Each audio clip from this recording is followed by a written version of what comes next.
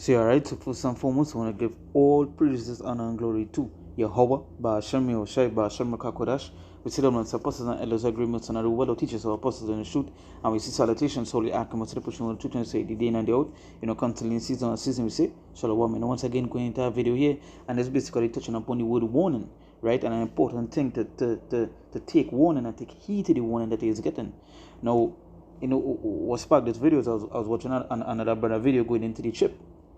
So and he was going into the depths of the chip, going into some he brought out a long video, went into it and so forth, and he mentioned the word. And whereas before last night I was talking to somebody, and they were showing me that they were showing some people, right? They were showing some people some of the things that happened with the fires in Hawaii, and they wasn't believing, they was coming against them and so forth and so on, and what I just put one together and say, you know what, let me go into the word a warning. You understand? Because again, these people they don't hearken on the things that they're seeing, that these things that they're seeing, these things that they're hearing and so forth is warnings that the Lord give and that the Lord gave. You understand? And the more we gain into this time, you gotta take heed and listen to the warnings that they're getting. You understand? And that way to say, hey, no, again, it has some people that clearly wouldn't hear. You understand? Some people not go and listen and not go and hearken. They don't have time for the things that the Lord said. You understand? That the Lord said to rather they hear or forbid. Right? And you know what, as I mentioned that, let me go into the scripture here. You know what, let me go to Ezekiel chapter 3. I'll read from verse I'll go to verse 17. It says, Son of man, I have made thee a watchman unto the house of Israel. Therefore hear the word at my mouth and give them warning from me. And that is what we do. We are going to give the people warning, and that is what we do on a consistent basis. In a sense, we don't hold back. And the more things happening is the more things where they get them warning about. Because majority of the things that are happening in the world is prophecies that the Lord all the things that happen in the world is prophecies that the things that the Lord said that would have happened. Right? Now, our job is to do what? Is to go and give them warning and tell them about the things that are happening. And every single day, you're seeing something new. Every single day, you're seeing something popping up. You understand that written in the scriptures, rather how the people be. You see the stuff about the economic crash. You see the stuff about the wars. The wars, the rumors of wars, the earthquakes. You see the stuff about the mark of the beast. The chip and so forth. You see all these things that the government want to implement. You understand? So all these things that happening, we had to do what? We had to go and give them warning, and it would have some that would take the warning, and then it have the majority that would not. You understand? They would be caught into it, right? No, when you look at the word warning, it's what? It's a statement or event that warns of something or serves as a cautionary example. So it's the same way we warn them about things to come, and it's a cautionary example, meaning that, you know what, let me look at the word cautionary right here. It's a cautionary, it's a serving as a warning, right? So it's the same way we will warn them about things to come, right? Things to come, things that going to happen, warning them about those things. The same way we go warn them about the way how what not to do. How they behave and how they act and the things that they in and so forth. We warn them about those things. In a sense, so you say a statement or event that warns of something or that serves as a cautionary example. And same way, like recently I did a video on Sodom and Gomorrah being what an example. You understand? And that is what? That is a cautionary example of how not to be, or of how not to be what, how and how the ungodly were punished. It mentioned that here, as he says, so what, when we giving them that warning, we telling them that an example of what going to happen to you all if you're going to continue like this, which they're going to continue, and destruction unto them, right? It's a warning, a cautionary advice. It's a advance notice of something, and that is what we do. Because again, the warnings that given here, the things, the prophecies, it would not go back to the Lord void. You know what? Let me get that.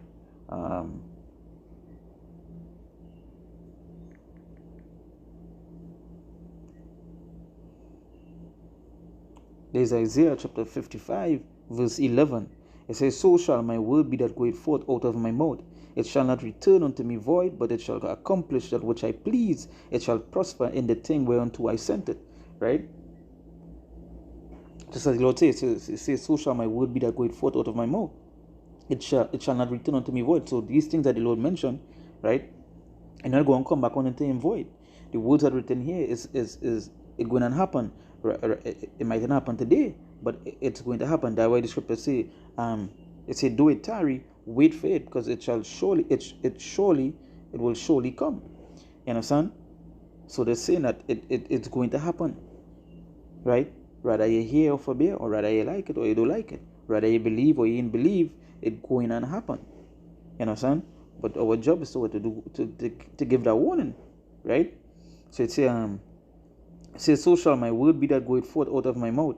It shall not return unto me void, but it shall accomplish that which I please, and it shall prosper in the thing whereunto I sent it. So wherever it is the Lord sent his word out, it will prosper and to send it. So if it say destruction, destruction. If he say peace, it's peace. You understand? And majority of things written here to happen, he mentioned plagues, pestilences, diseases. He talk about wars. He talk about earthquakes. He talk about the uproars of the people and so forth. And all these things is things that we see. You understand? So you see the importance of what? To giving the warning and hearkening onto the warning. So that way it say advance notice of something, and that is what the Lord give. The Lord give you advance notice of something, and he give you what? Examples of when people didn't hearken onto the warnings. You understand? So he give you, and that's the thing, he give you examples of them that hearken onto it and them that didn't hearken onto it, right? So you see the importance of giving the warning and hearkening onto the warning, right? So you say advance notice of something.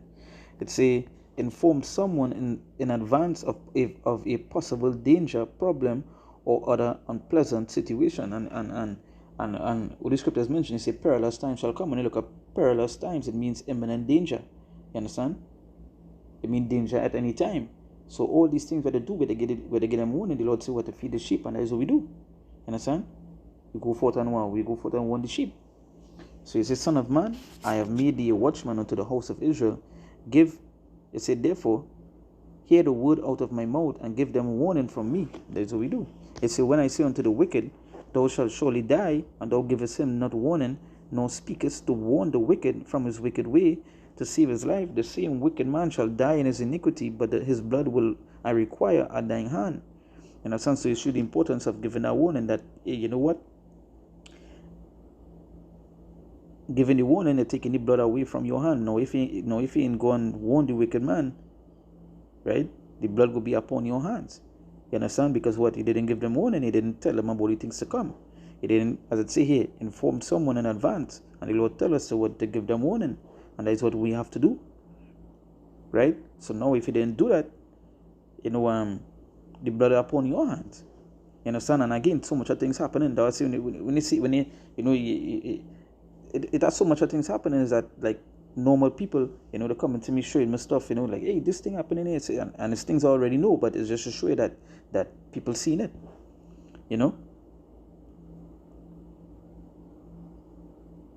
So it say, so verse 19, it say, yet if thou warn the wicked, and he turn not from his wickedness, nor from his wicked way, he shall die in his iniquity, but thou hast delivered thy soul. You understand? And that's, again, this is like, go back to what I was saying, the example of giving the warning and hearkening unto the warning. You understand? Because now they're telling you here, for them that ain't hearkening unto the warning, you give them the warning and they ain't hearken, the blood will be upon them. It wouldn't be upon you. You understand? It say he shall die in his iniquity, but thou hast delivered thy soul, because you deliver your own soul. So that blood wouldn't be upon you. Because you give the warning, they just didn't hearken. Right?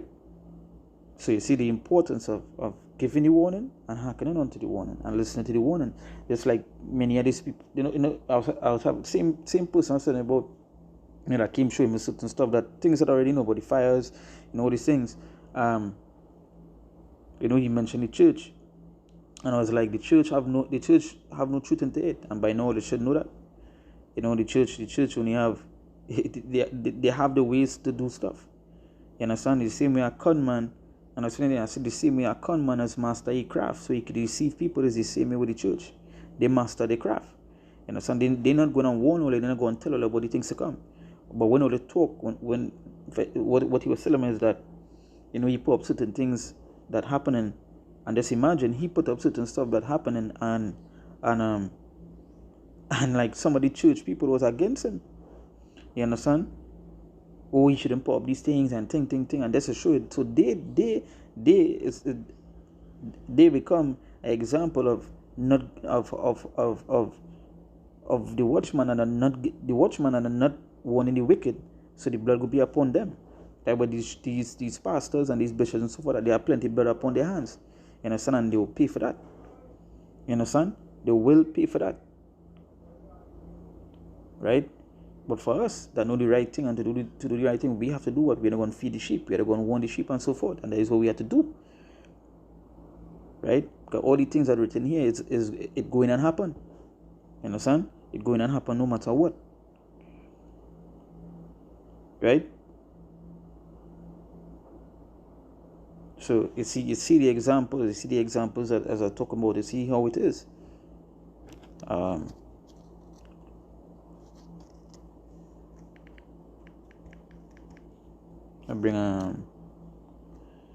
want to bring I'm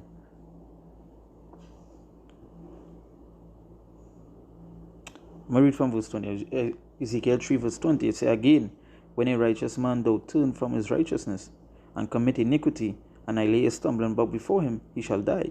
Because thou hast not given him a warning, he shall die in his sin, and his righteousness, which he had done, shall not be remembered, but his blood will I require at thine hand.